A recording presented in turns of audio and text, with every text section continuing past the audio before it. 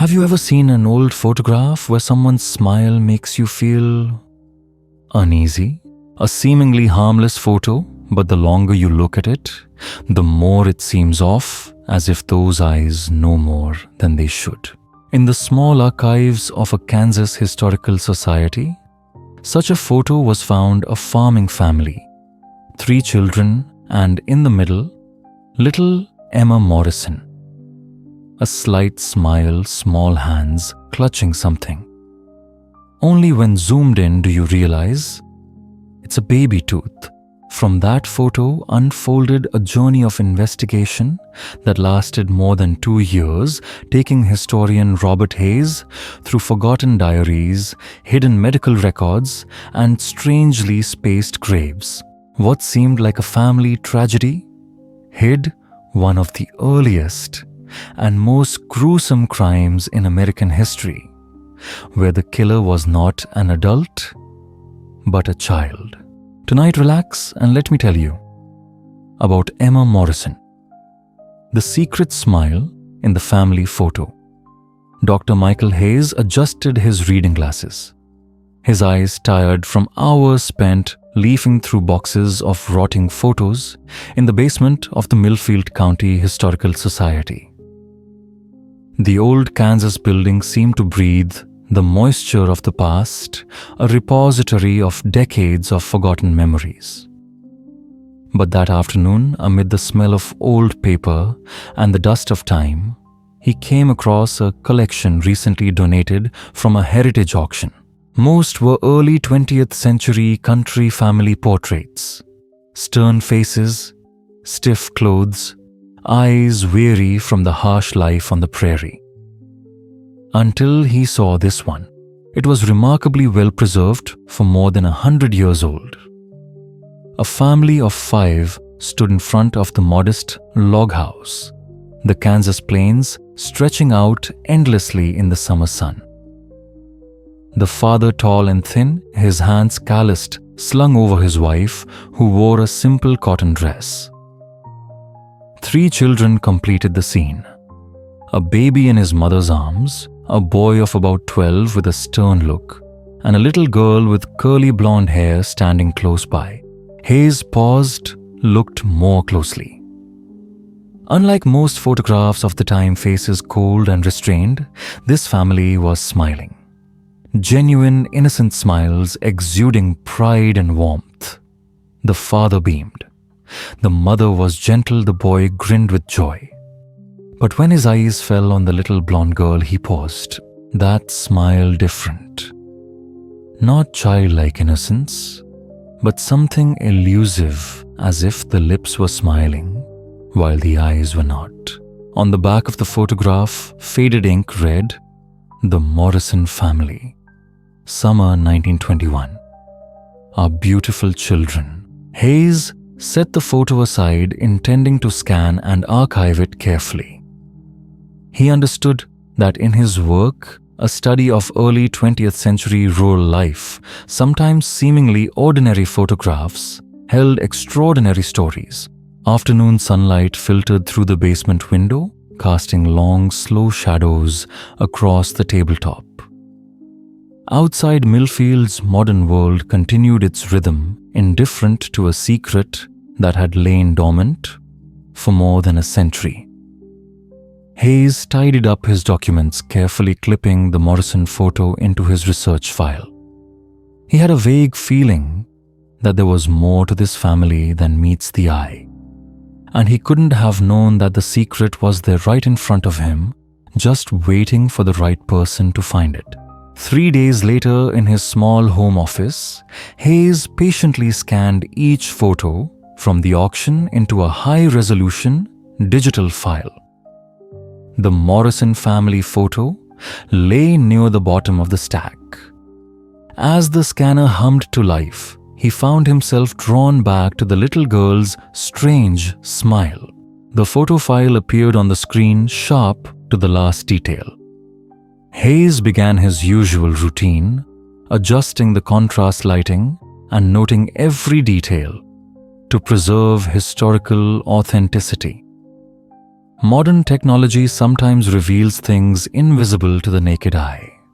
Small details that help reconstruct a lost story. He zoomed in on each face. The father's tanned hands showed years of hard work.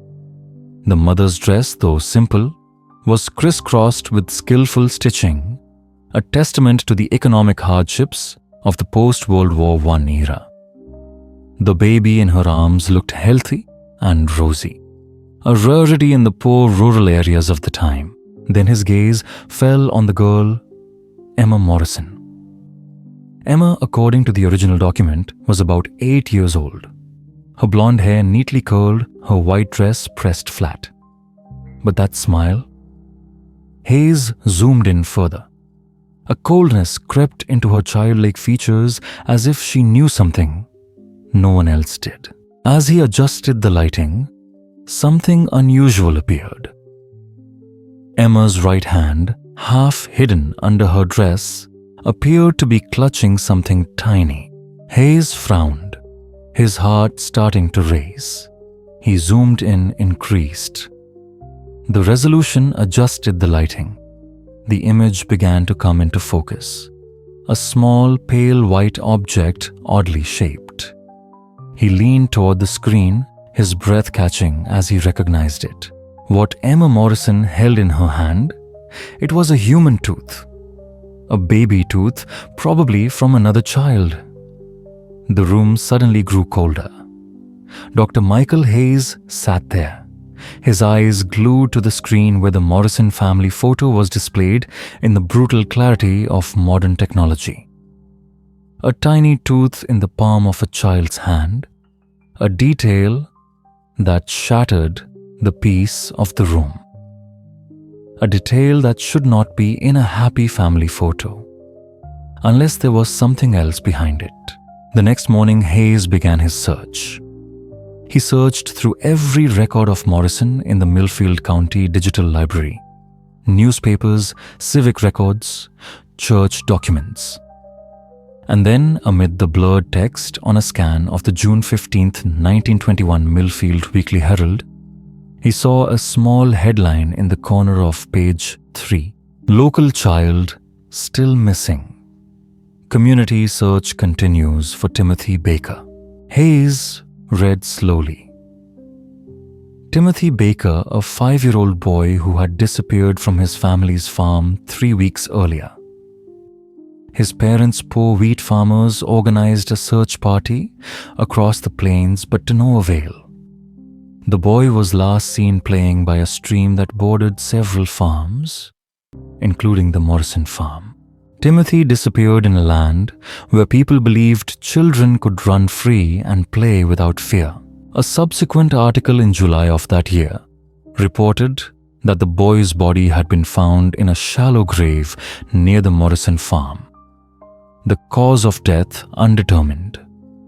The sheriff of the time, with the rudimentary investigative tools of 1921, concluded it was an accident, possibly drowning, then preyed on by wild animals. The case was quickly forgotten. Hayes checked the dates. The Morrison family photograph had been taken in the summer of 1921, just weeks after Timothy had been found. If Emma, the little girl in the photograph, was really holding the tooth, it couldn't be a coincidence. He continued to look through the Baker family records. Timothy, the article said, was a cheerful child with unusually large front teeth, a memorable trait.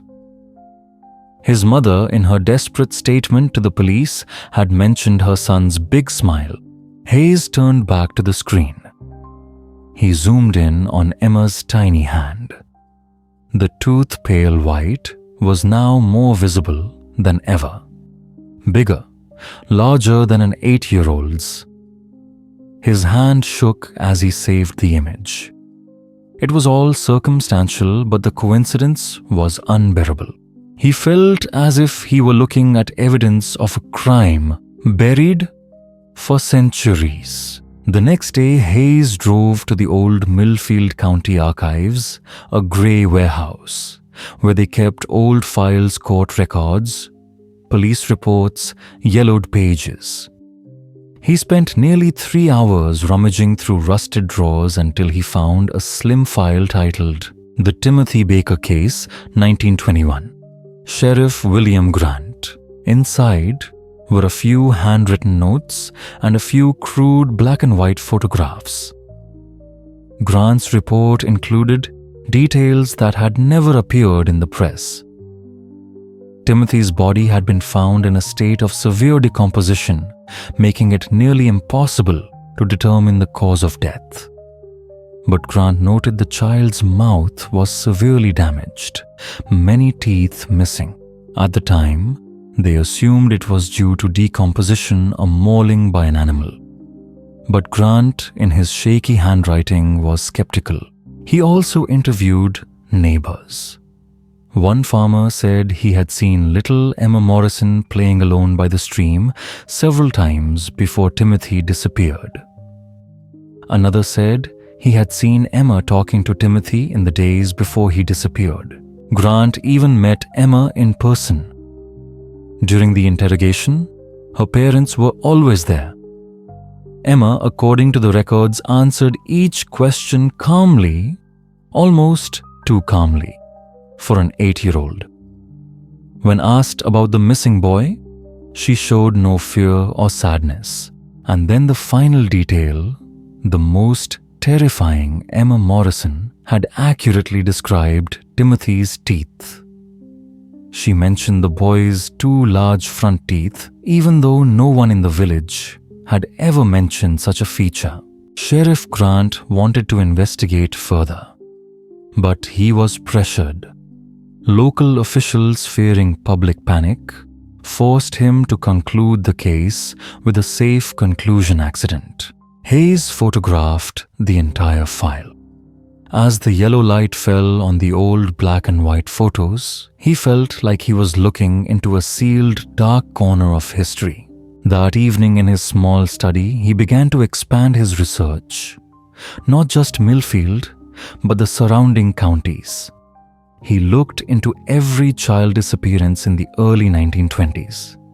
And then, the pieces began to come together, forming a terrifying picture. Between 1921 and 1923, 7 children died under mysterious circumstances within a 50-mile radius of the Morrison farm. The cases were split between different counties and police departments, so no one realized they could be related. But Hayes did. And he began to build a timeline on his office wall, name by name, date by date, cause by cause. Are superficially recorded. Timothy Baker, June 1921. Margaret Lewis, age 6, found in the stable, August 1921. David Thompson, age 4, drowned in the cow pond, October 1921. The accidents follow each other as if someone is repeating the same ritual. And between all the dots on the map, where those little lives were cut short, the center is still the familiar name, Morrison Farm. The chain of events didn't stop in 1921. It continued silently through 1922 and into early 1923. And as Hayes pieced together the data, he realized something that made his blood run cold. The Morrison family. William, the father, a seasonal laborer, had traveled through every place where children had died. They moved from county to county during harvest seasons, living off the land for a few months at a time. And Emma, the little blonde girl with the strange smile in the 1921 photograph, was always with them. Wherever there was a Morrison family, there not long after was a dead child.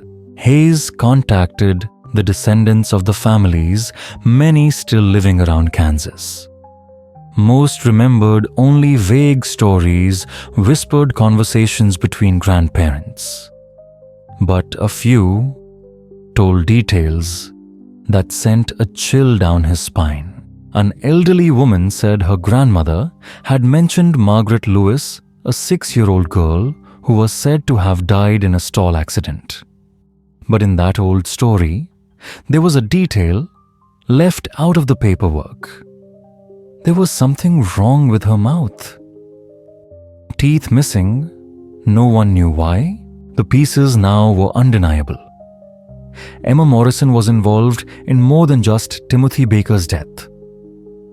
She was in some horrible way the culprit behind a series of deaths. A serial killer hiding in the body of an 8-year-old roaming the Kansas countryside in silence and cold blood. The tooth in the photo was probably just one of the many mementos Emma had kept. But Hayes needed more than a hypothesis. He needed living proof. He spent days contacting the remaining elderly in surrounding towns, people who might have seen the Morrisons or remembered something unusual about the deaths. Then one day, a turning point came from a hoarse voice on the phone. "I remember that family," the woman said, especially the girl. Something was wrong with her. Her name was Agnes Parker, 93 years old, living in a nursing home in Oakdale County. Hayes drove to see her the next day. Agnes sat in the sunlit classroom, her hands trembling in her lap, but her memory was surprisingly clear. She was 12 years old in the summer of 1922 when the Morrisons went to work on her uncle's farm. "My mother told me to stay away from that girl," Agnes said, speaking slowly as if still afraid. Emma. She was smaller than me, but her eyes were always wide open as if she was observing everyone, as if she knew something that no one else knew. It was a creepy feeling. Agnes remembered clearly the things that made adults uneasy at the time. Emma had a strange interest in farm animals. People often saw her standing there, staring at dead chickens or rabbits, her eyes cold and fascinated. She asked strange questions about death. Do animals know when they die?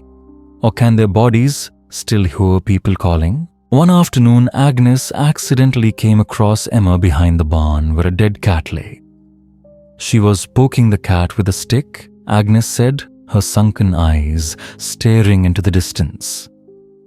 Then she looked at me, smiled and said, "The cat sleeps better now." But the scariest memory was what happened just a few days later. A neighbor girl, 6-year-old Mary Catherine, had been missing for several hours. The whole farm went on a frantic search.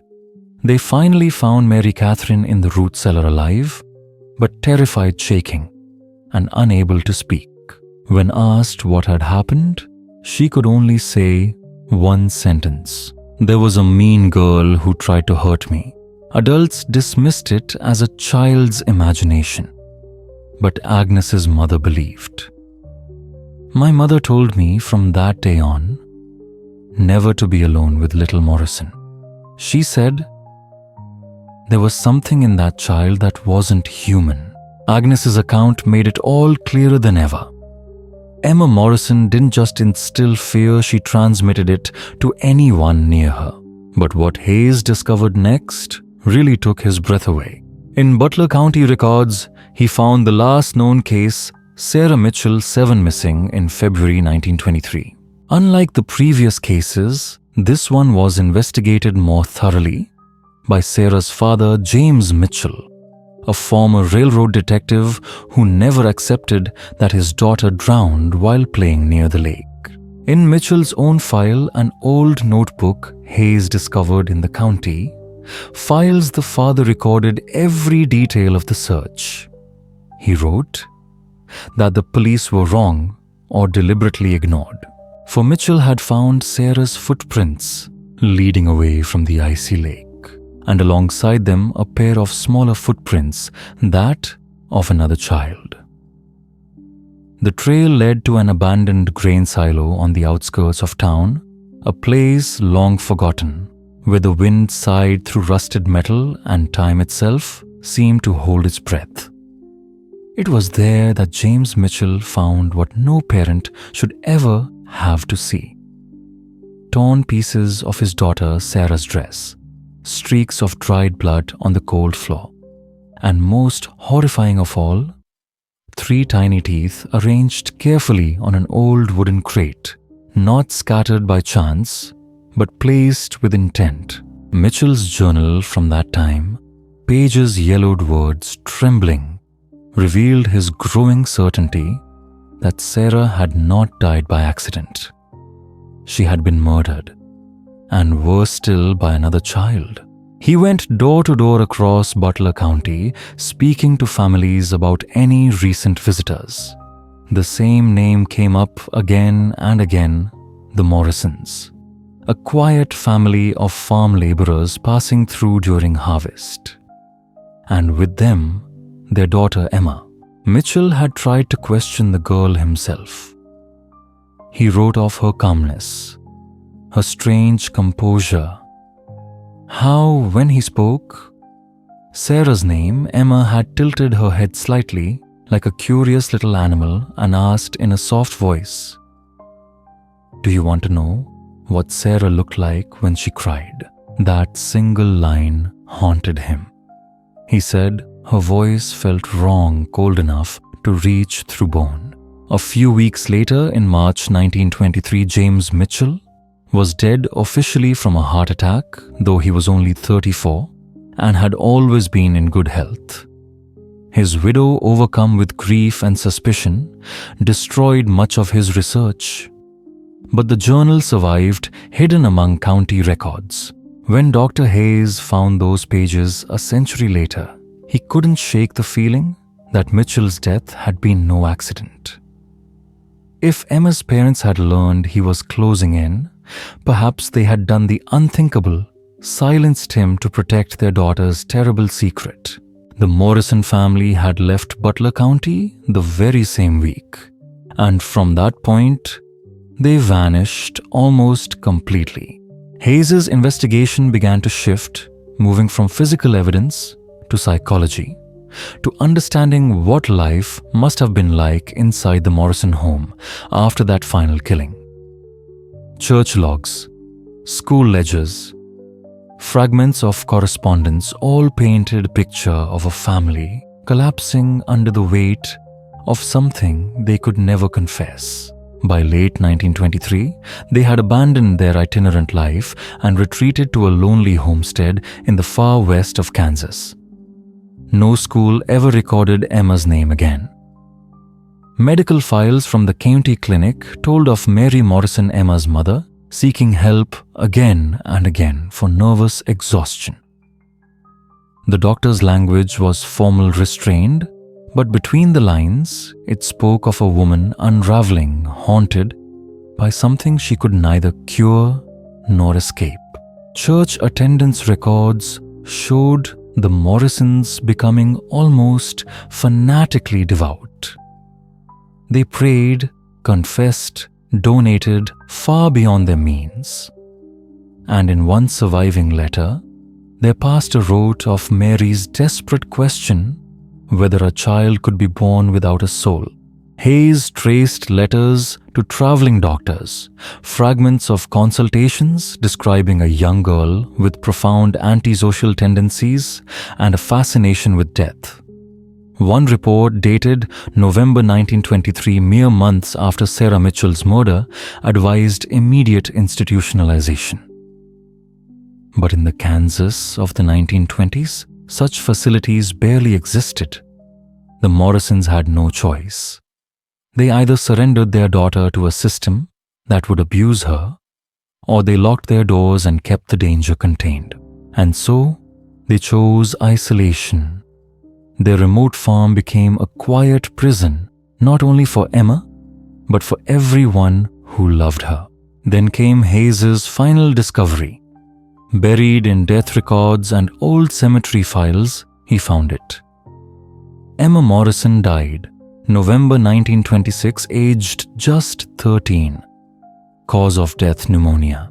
But the story behind those two words was anything but ordinary. Emma had been seen by Dr. Robert Hayes, no relation, only weeks earlier. Healthy, bright-eyed, untroubled, and then suddenly gone. In medical archives, Hayes found a set of letters, a private exchange between Dr. Robert Hayes and a colleague in Kansas City. They spoke of a most unusual case, a family facing an impossible moral burden. The details were vague, but the implication was unmistakable. Then came the pharmacy records. William Morrison had purchased large amounts of laudanum and chloral hydrate in the weeks before Emma's death, both substances capable of inducing a quiet, painless end. The final puzzle piece fell into place. Hayes understood. Emma's parents had done what they believed was merciful and what no one else would. They had ended their daughter's life quietly to save others, to protect a community that would never even know the danger it had been spared. Emma was buried on the family plot in Millfield Cemetery. Her gravestone was plain, just her name and 2 dates carved into pale stone.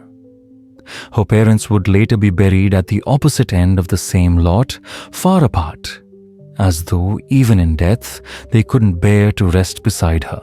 The church's funeral record described a private service, only immediate family present.